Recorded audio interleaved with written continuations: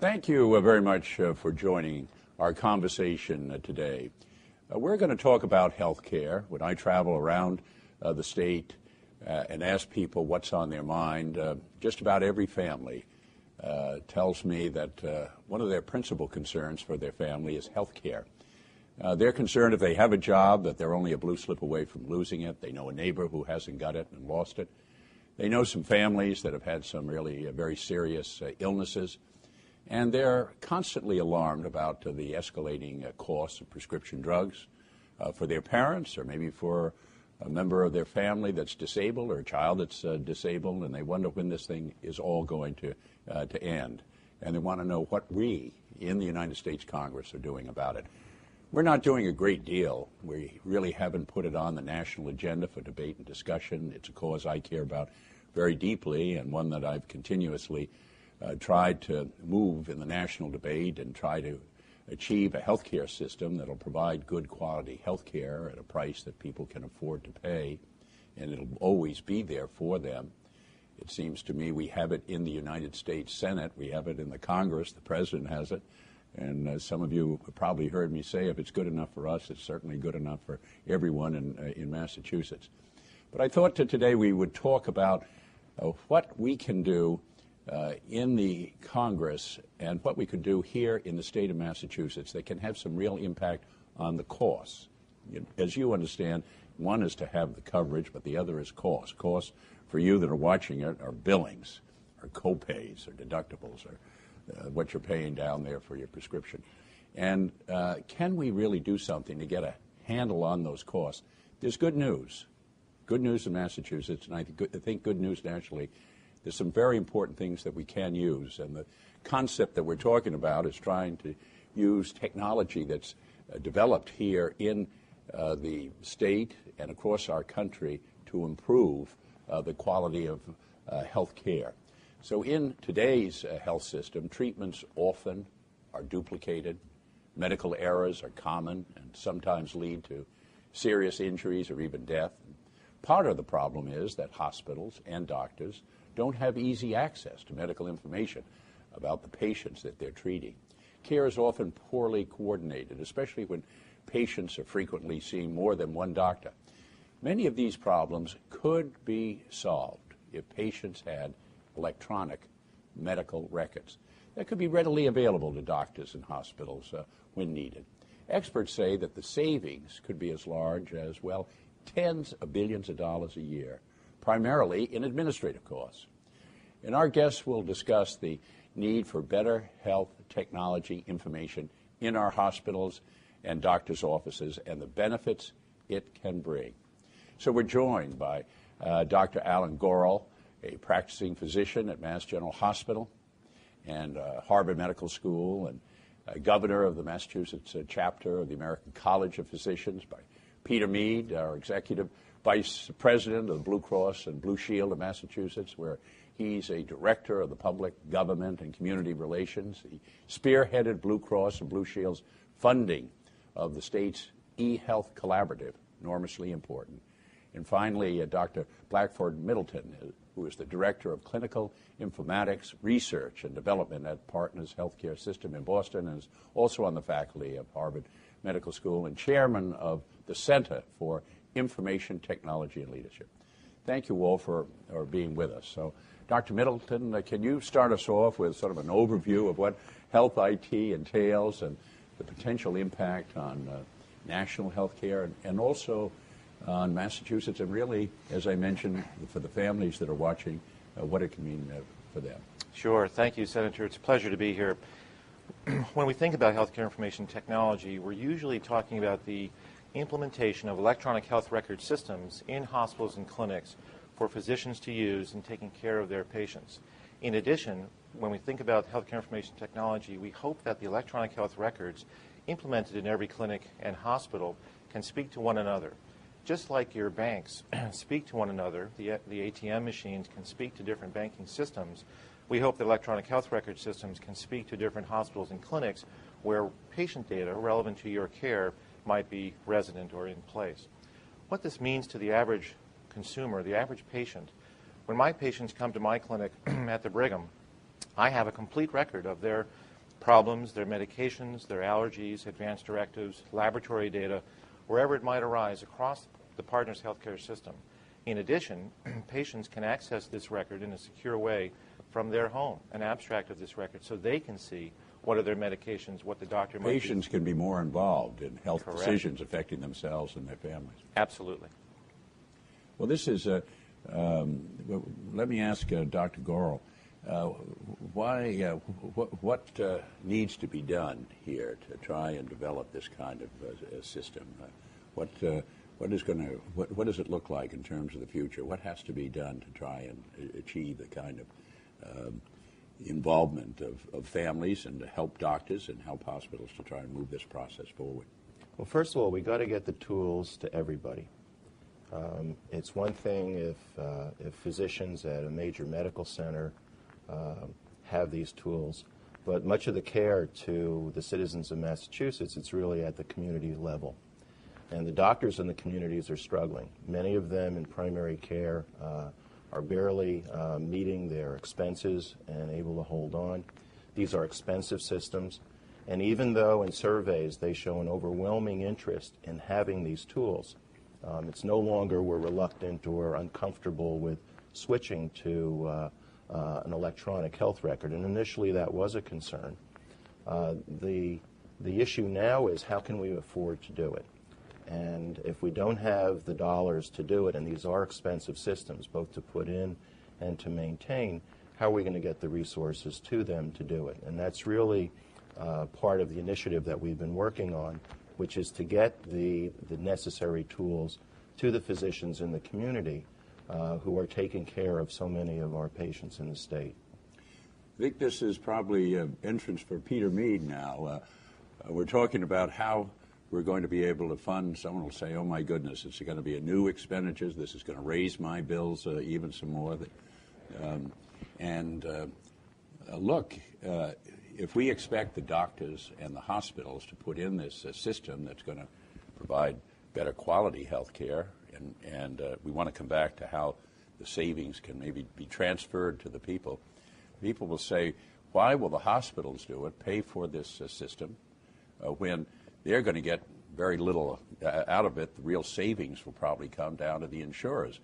But under your leadership, the Blue Cross and Blue Shield has said, look, this is too big a problem just to be left to an individual hospital or individual groups.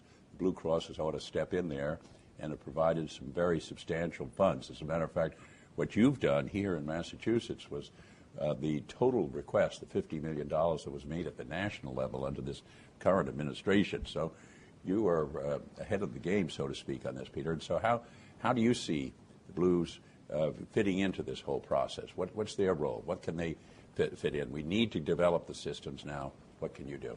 Dr. Gorel and I were talking earlier about 8 years ago.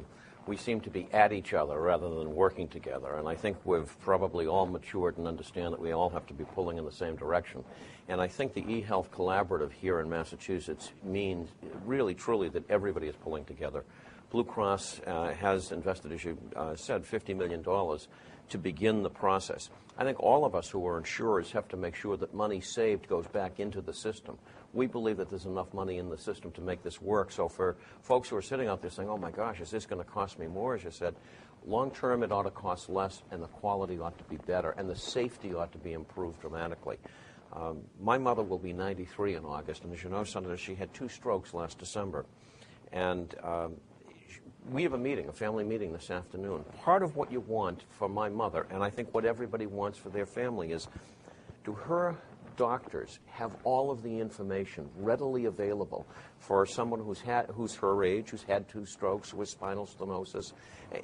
What is it that they need to know right away? Or when she went to the hospital, what kind of information ought to be prompted right away? So we're not looking to have machines make decisions. We obviously believe that informed physicians ought to be using their best judgment. And so we think it's worth the investment. We think we have an obligation in this community. We frankly think, Senator, that the state government has an obligation as well. And we hope to be able to present a compelling case to this community that there would be a wise investment long term that would help give us better health care quality. Let me This is encouraging, so that's another very important link in this. Let's take this in terms of what IT is the sort of phrase, information technology, that's been generally accepted. What a difference it makes in a place like Partners or Mass General. People are familiar with that, but this could be replicated in any local hospital, just in terms of moving from handwritten prescriptions to using prescriptions that are going to be used with the technology that'll be. This has been rather extraordinary what has happened in terms of safety, maybe we could talk about that just for a minute. Senator, it's extraordinarily... We're talking now really about medical errors that all of us want to try and reduce. We can't eliminate all of them, but we can reduce significantly. When we reduce medical errors significantly, it has an important impact in terms of the health, obviously, the people that are being impacted, but it has an enormous impact on cost. Yeah, the cost dimension, we've done some research on trying to calculate what it is for the country and what it is for the state. When we think about the fact that the evidence, the research would suggest that the physician is unaware of 1 in 5 prescriptions being taken by a patient, his patients. That patients, when they enter into hospital, have a 5% chance of an adverse drug event.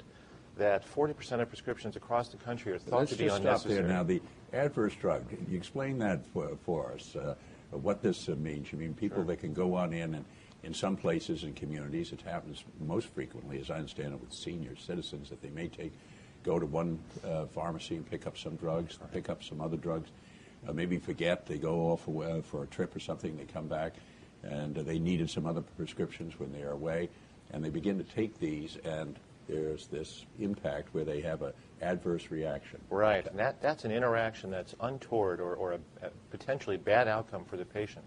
When the medicines mix and they weren't checked to make sure that they were compatible, that's what the computer can do. We should write every prescription in this country now with a computer so that all these interactions can be checked on behalf of each and every patient for each and every prescription to avoid these untoward or adverse drug events. So people have to take them the way their doctors tell them to take them. I was talking to a woman a couple of weeks ago who was taking a medication that was given for her sister-in-law. Her sister-in-law hadn't finished the treatment, and she was taking it without ever seeing a doctor, but just decided, well, her illness was somewhat like Ann's, and so, I'll try. Those kinds of things happen more regularly, I think, than we would like to know. And also, it ties in, we also want to give the patients the information they need, not just the physicians. So we want to have everybody on the same page with the same information so that that Ann won't take the medicine because she'll read also, by the way, this may not be for you, Ann. When we look at the costs, the estimate we get for the country, what kind of savings we could arrive at for the country if every clinic had an electronic health record in it and every prescription was written with a prescription writing system and a computer, we estimate about $44 billion could be saved in this country in about 2 years' time frame. Well, now, we're talking about real money. We're talking in this. Billion here, billion there. I mean, we are talking in terms of both the administrative cost, the clinical cost. We're talking into 120, 30, 40 billion dollars. This is the Institute of Medicine. These are my figures. It's the Institute of Medicine's figures. Also, the General Accounting Office figures. And if you get to that amount of savings on this, you can really have some very important impact in dampening down the pressures that are on families. Now, let me ask you, Doctor, they say there's some reluctance within the medical profession to move into the technology. People have been writing all of their lives, and they'll be darned if they're going to get into this electronics. Now, that's is this a challenge, and how are we going to try and sort of deal with this? Well, 10 years ago, I would say the answer would be yes. And I'd say for 2 reasons. One, first of all, the field hadn't matured, and people were a little bit suspicious about its capabilities. The data wasn't really in, and people were still in their labs clicking away. And I think if we think about it in computers that we all use in everyday life, just think about 10 years ago what we were using, and now look at where we are today. So that's number one. Number two, the doctors who never grew up with computers are now older, and many of them are retiring. And we have a whole new generation of people who are very comfortable with computers And in fact, they use that as part of their everyday life. So it's becoming a non-issue. And those of us in the middle, who are a little bit of the old school and a little bit of the new school, recognize these are essential tools. And now, thanks to work that Blackford has done and others, we really now have the data that shows the skeptical doctor who says, you know, I understand this, but has it been shown to really save lives? Has it been shown to really improve the quality and safety of care? If it is and it's not a gimmick, that's fine. If it's a gimmick, then I'm not prepared to put my patients at risk. And the more data we see, the more convincing it is. So I think at the present time, there's a very interesting survey that was done by Mass Medical Society just about a year ago. They asked the doctors of Massachusetts, how do you feel about these things? Over 87% said, we're in favor and we recognize these are essential tools. But when they were asked, how many of you plan to put it into place? How many of you think said yes? There you go. And there was, and I think we're now in the process, you know, all the planets are lining up. And all the factors are there, the physician understanding and confidence in the methodologies and the technology. The technologies has matured. The insurers know it's in their interest to invest, and rather than just saying to the doctor, you go buy it and maybe we'll think about it later. So I think it's all lining up. Now we need the federal government to really put serious resources in, because we're talking about a fundamental reform and transformation of care. And I think it's somewhat similar to, let's think about the airline industry, where all of the things in a cockpit today were unheard of before. But look at the safety that they have been able to achieve even under a very stressful financial circumstance. And I think that's an example of giving the professionals the tools they need to do the job well and getting a better, safer system. This is, what would you like to see in the Congress? What would you, if you had some recommendations or some suggestions that me to take on back to our president and our Congress and our Senate? Congressman Kennedy's very involved in this in Rhode Island. But what are some of the things that you think that could be most useful at the level of the HHS? Well, I think two things. One is we have to think of this as an essential infrastructure for the medical care system in the country, that it's not the possession of one person or in one office and that it's my system. It's really a system we all use. It's in a sense, it's a technology that underlies and supports the whole system, just like the highway system supports our commerce in our country. And I think it would really be a kind of medical technology infrastructure for the country in that same spirit. But before we go there, and this is the other thing we need the dollars to make sure that these are well tested and validated, because that's a very bold request to say we want you to start spending billions of scarce dollars on a new infrastructure. And we're just about at the point, and part of what we're doing in Massachusetts with our pilot is actually doing both a demonstration and a test of this technology. We're ramping it up to a higher scale, to a larger scale test to see if it really delivers. Peter, tell us about you've got 3 different projects in different parts of the state, and tell us quickly about how that I would say 3 pieces of advice to the folks in Washington. Okay. One, I mentioned that Dr. Gorels and I were talking about getting along. I think the notion of trying to work together might be a unique thing for some of the folks. That's a rather radical thought around We'll here. do a consultation. We do it a little bit better up here in Massachusetts, Republicans and Democrats. The second thing I would say is when Kennedy-Kassenbaum passed and HIPAA was implemented, there were a number of people in several parts of healthcare who said, oh, no, can't be done. And I think, frankly, we all need to be pushed to get things done. And the third thing is there really are going to be enormous savings and better health quality. It's worth spending the money. We're doing, Blue Cross Blue Shield has put $50 million in and is working with everybody in the healthcare community in 3 communities, Brockton, Newburyport, and North Adams. Communities, the healthcare communities have come together to be pilots to figure out how we actually get this into the doctor's hands and make it work for people in those 3 places. We believe we're going to have compelling evidence at the end of the time of these pilots to say to this state, and frankly a model for the country, this needs to be done. We can't afford not to invest. Okay. 3 thoughts. Senator, if I had the words of Capitol Hill, or the ears of Capitol Hill and the President available to me, I appreciate the opportunity. One, I think CMS, as the major payer for healthcare in the world, this is 1.7. CMS, for people, you might explain that just for people that are watching this. The Center for Medicare and Medicaid Services at Department of Health and Human Services pays for almost half of all health care. They're the pay for the Medicare, Correct. Medicaid, for different kinds of technology, deciding different kinds of services. So they have an opportunity to reimburse at different levels. If the number one payer actually led the way and said that we're going to pay for performance, we're going to pay doctors more for achieving high-quality outcomes, that would stimulate the market dramatically. I think the market mechanism can work in that way, and I'm convinced private payers who don't have the enlightenment to lead the way as they are in Massachusetts, elsewhere in the country will follow suit. So this is a financial incentives for systems that are moving in this direction that will eventually save the federal money, federal government, the taxpayers, billions of dollars. Absolutely. And help achieve what you've outlined here earlier in terms of families in local communities, save them resources and be better health care. Absolutely, yes, sir.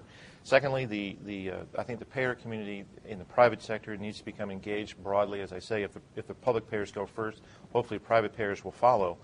Thirdly, though, the national government, the federal government, can offer leadership in the area of coordinating the standards. We need to make sure that these railroads hook up as we build regional healthcare information systems. They need to hook up so they can talk to one another and that we achieve the second part of the value here, that is sharing data in a secure and interoperable way between hospitals and clinics. Lastly, I think that the underserved and uninsured in this country are not only being served a great disservice by our inability to cover them, but I think we should offer each and every American an electronic health record so their safety can be attended to no matter what doctor and what payer they're seeing. One comment about that in addition. Like politics, all health care is local. And one concern that some people might have is that, well, if the federal government is going to be sponsoring these electronic health records, is my data now, and is my care going to be run and dictated by the federal government? After all, they're paying the piper, they're going to call the tune. And I think the other piece of advice will be the kind of respect for and an understanding of the need to make sure that these systems are very local and very locally responsive, and we have a very diverse country, and the needs in one part of the country, even in one community, might be very much in need of being customized, and also the control over the information needs to be We're talking about privacy here. Absolutely. We're talking about the privacy of your medical records. If we're talking about the electronics and better information, and we're concerned, obviously, that information is going to be guarded, and that's enormously important. We only have a few more minutes. One of the things that I'm very excited about this can help bring, I think we're in the age of the life sciences. I think we've got that here in Massachusetts. We're going to be the leader of the world. If we're going to get, this can be a system also that can help to get new prescription drugs on the market earlier, because you're going to be able to use information technology that's going to find out if there are going to be these adverse reactions, and find out then if they're going to be dangerous, and be able to then give a warning or gives the FDA the information so that they'll be able to make the decisions that are going to protect the public. Now we don't have that kind of, so it has also a global kind of positive possibilities of getting the life science, the prescription drugs into the market earlier, getting the kind of reviews, and if you find adverse reactions in different places, we can say, whoa, wait a minute, and this can happen. Another item would be on bioterrorism. I'm enormously interested as a member in the Health Committee, and have worked with Senator Frist on legislation prior to 9/11 about how we are going to develop the kinds. I think we have a greater danger on bioterrorism than we have from nuclear possibilities. So how do you detect these pathogens? What happened to these pathogens in different kinds of communities?